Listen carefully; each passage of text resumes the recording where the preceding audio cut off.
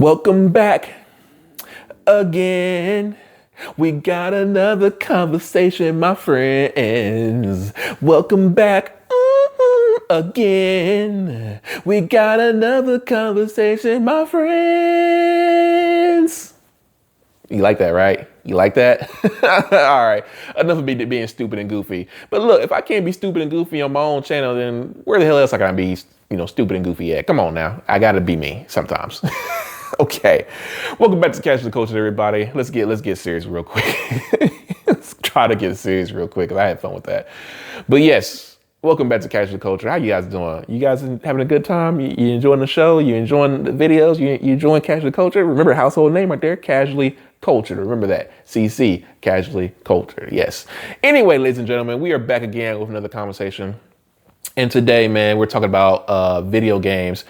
And particularly the loss of gaming exclusivity, okay? Now, if you're not a gamer, I understand. So this video may not be for you. I get it. I get it. I'm not trying to dissuade you. Maybe I can, maybe you want to, stick around because you're interested in what I got to say. Hey, I appreciate you. Make sure you hit that subscribe button. But yes, look, gaming exclusivity. Now, I have not talked about gaming on this channel in a while. I think the last time I talked about it was my second video, which is over a year now. But I am a casual gamer. So, but I wanted to talk about this topic because it's something that I've just been thinking about a lot recently, and it's just been on my mind. And keeping in touch with gaming news and seeing how things are playing out, I wanted to get my opinion out there. And of course, as you know, with any of these discussions that I have, any of these conversations, I will bring people on to help facilitate the conversation more to get other people's opinions. But for right now, you just got me.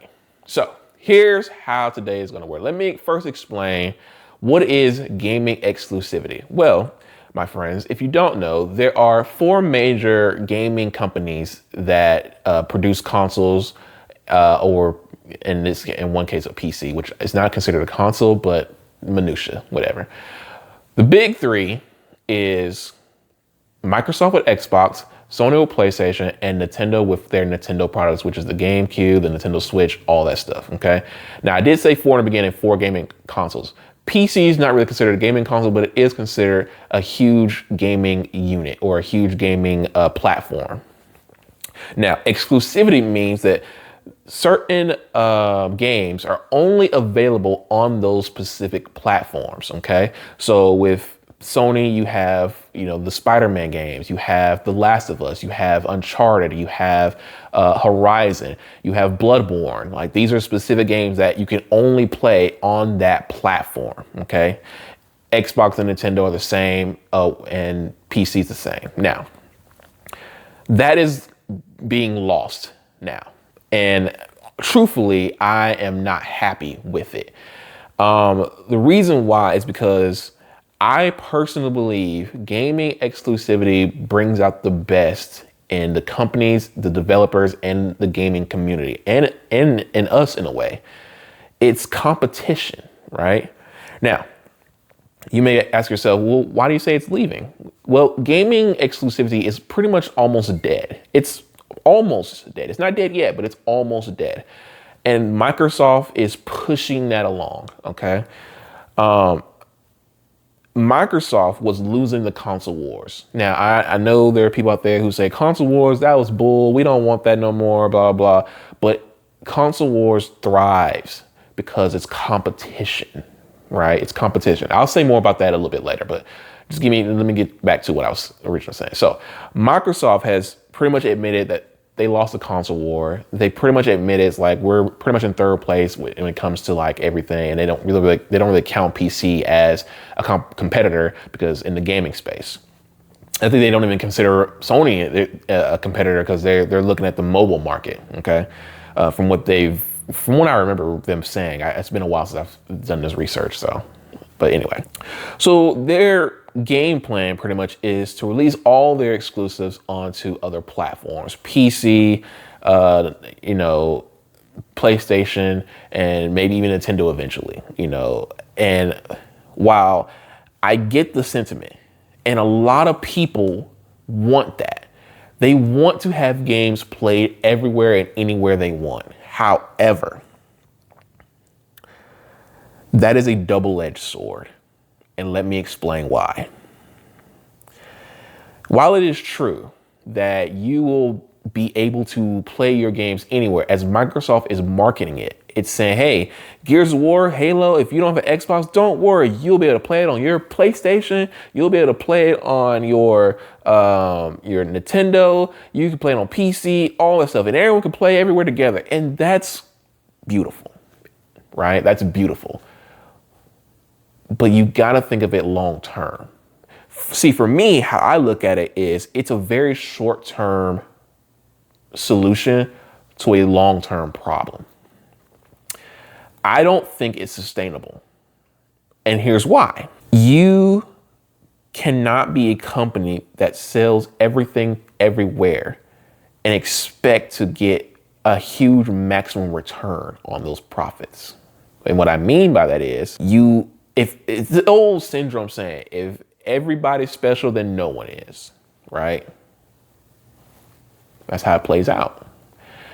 And you're expecting that everyone's going to flock to your product. It's just not the case.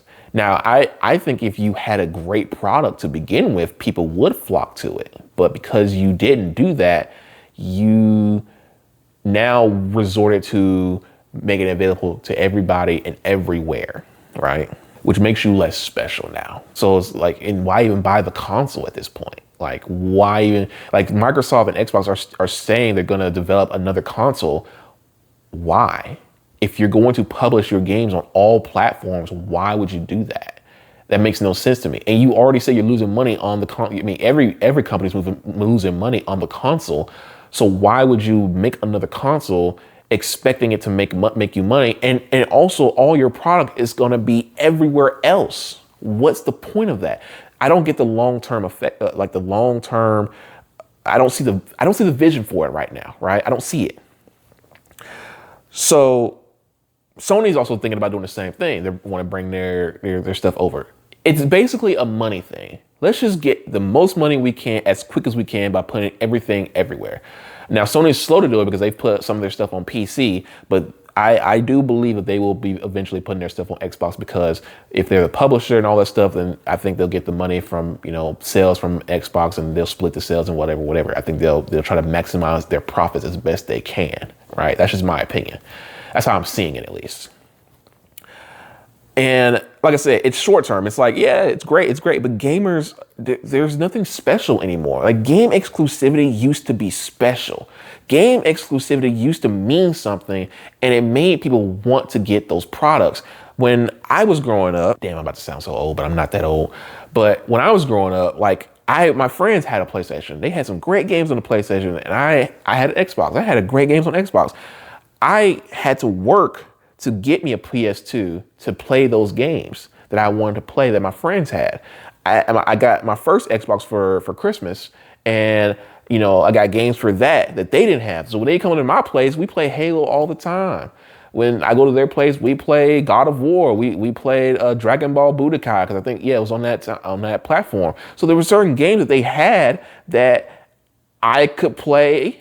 I couldn't play on my Xbox, and there were games that I had that they couldn't play on their PS2. So it worked out fine. Like, they had Crash Bandicoot, they had Tarzan, Metal Gear Solid, all that fun stuff, man. Like, so it made sense to like have that want. It's like, oh man, I really want that.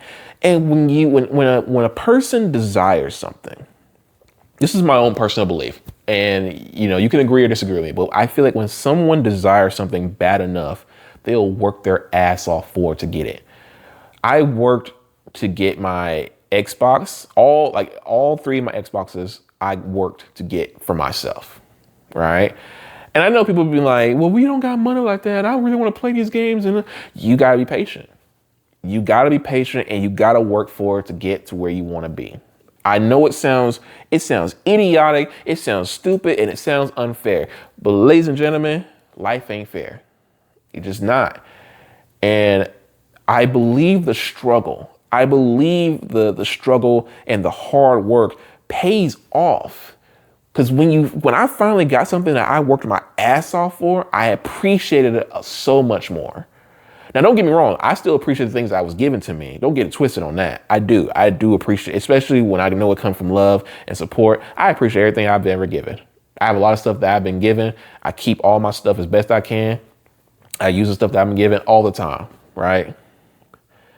But when it comes to this situation, when it comes to this, when I worked for it, when I've earned it, it means something more to me.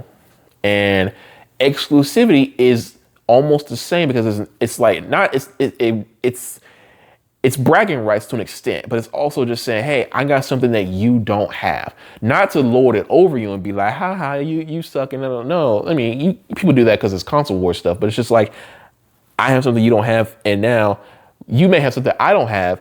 So now there's a drive, there's a want of experiencing each other's experience. Like back in the day, we talking about Gears of War or Halo or other Mass Effect when it was on Xbox originally. It's like, man, the original Mass Effect, man, Mass Effect's so cool, man. Man, it's space opera, it's great, it's so much fun. And PlayStation people are like, I don't know what you're talking about. And then when they finally got to play, they're like, oh shit, this is immaculate. This is amazing. It's like now you get to experience what we experience because now it came to your platform.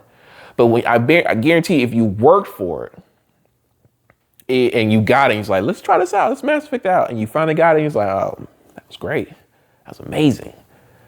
And it's special to you now. It's special to you now. And I think that's the thing that I really want to understand or get you guys to understand is the specialty of exclusivity. It's not to say like we should gatekeep games, but it does make a game more special. I probably won't ever. There's a game that I really want to play. I probably won't ever play it in a long time, but it's a Star Wars, The Old Republic. It's a PC game. I don't own a PC, right? I don't own a PC. And I would only ever build me a PC just to play that game because I'm a huge Star Wars fan and I like the Knights of the Republic and I love BioWare. So I would play that game for that. I would purposely build or buy a PC with everything that I can figure out with it and play that game just for that game. After I'm playing that game, I'm done with it. I don't want to play nothing else on a PC because I ain't trying to do no PC stuff. I'm just not.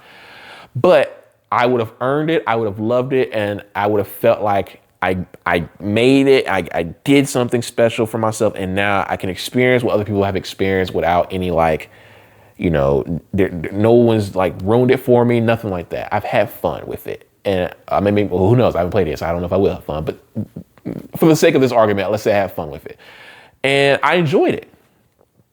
So I say all that to say, man, exclusivity there's a specialty. There's something special about saying your side has these games, your side has these games, and maybe one day we'll experience those games because once I do work enough to get a PlayStation 5, I can experience all the games you guys have played. I'm happy. If you own both, then great. You have both. You get to experience both sides. You get black and white and Mexican in between. You got Nintendo. There you go. You got all different flavors, man. You got it all. But if you only got one, make that one special. So my message to people is to Microsoft is like, people can't afford all the consoles.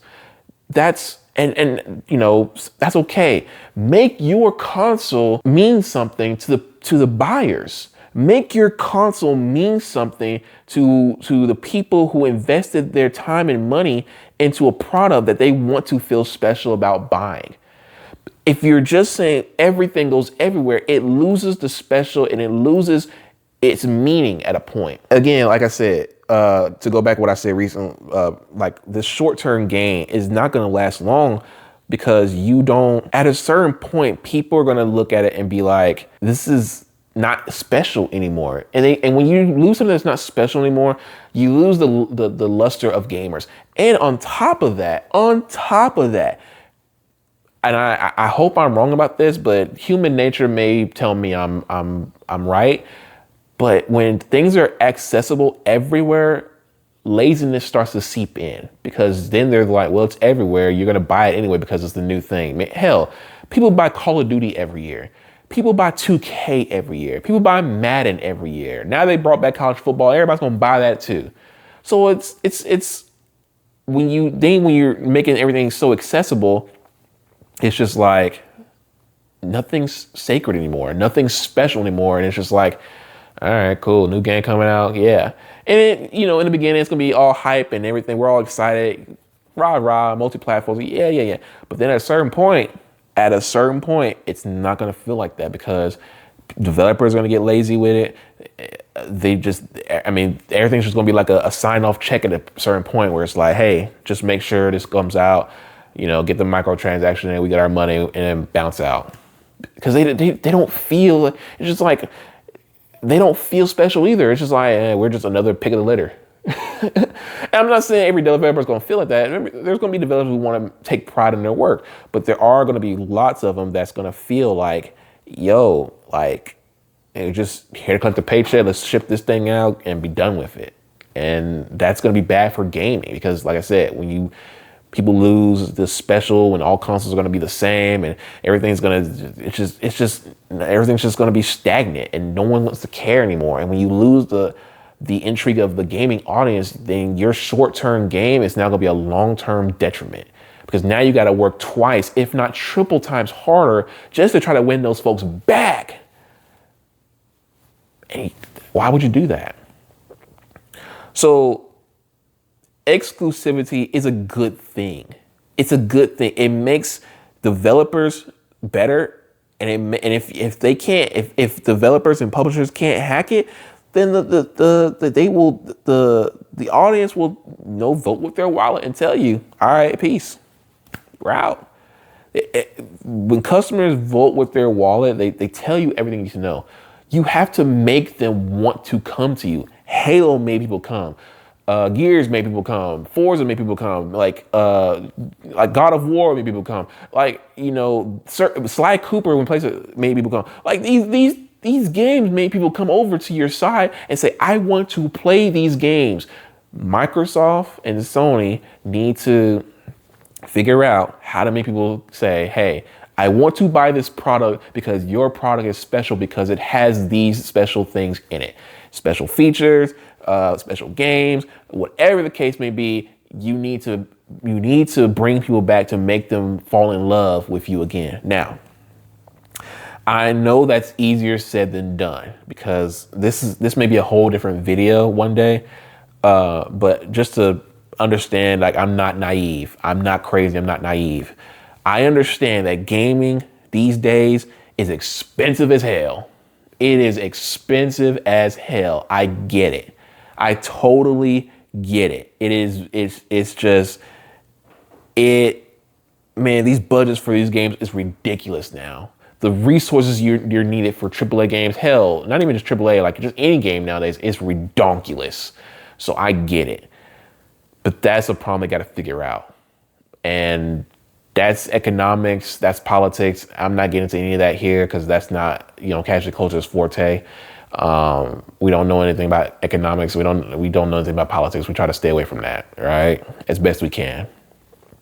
But prices are not just going up. It just is, they're talking about $80 games now. And I wonder if it's because of the budget that keeps going up or is it just greed? I don't know, but at a certain point, something's gonna break. The dam is gonna break eventually, and the fallout is gonna be interesting because you can't expect us to all pay for these games and enjoy ourselves, but also give us mid content. So, but all that to say is that I do believe exclusivity is needed because competition brings the best out of folks. When you actually compete, when Xbox, Nintendo, and Sony compete, people will gravitate to the people who they feel has the best product. Get your games right. Get the games right to make it look fun, make it look enjoyable, get high accolades, whatever the case may be. Bring the games over and make people come and say, oh my God, that game was incredible. I loved it. And then you have a winner. But again, when profits are just expected to be so high, maybe this is the right route to go. But again, like I said, it's a short-term fix to a long-term problem. You're going to get profits, sure, but it's not sustainable. In my opinion. In my opinion, it's not sustainable, but that's just me. But guys, I've rambled on enough about this. Like I said, I'm in favor of game exclusivity. I really am. I know people call it gatekeeping, but I call it hard competition. That's what I call it personally. But yeah, it is what it is on that. But let me know what you guys think, man. Hope you guys enjoyed this video. Comment down below if you agree with me, disagree with me. Tell me what your thoughts are. Let your boy know. Again, 100 subscribers by the end of the year. You know how this goes. So like, share, and comment. Catch the culture. We out. Love you.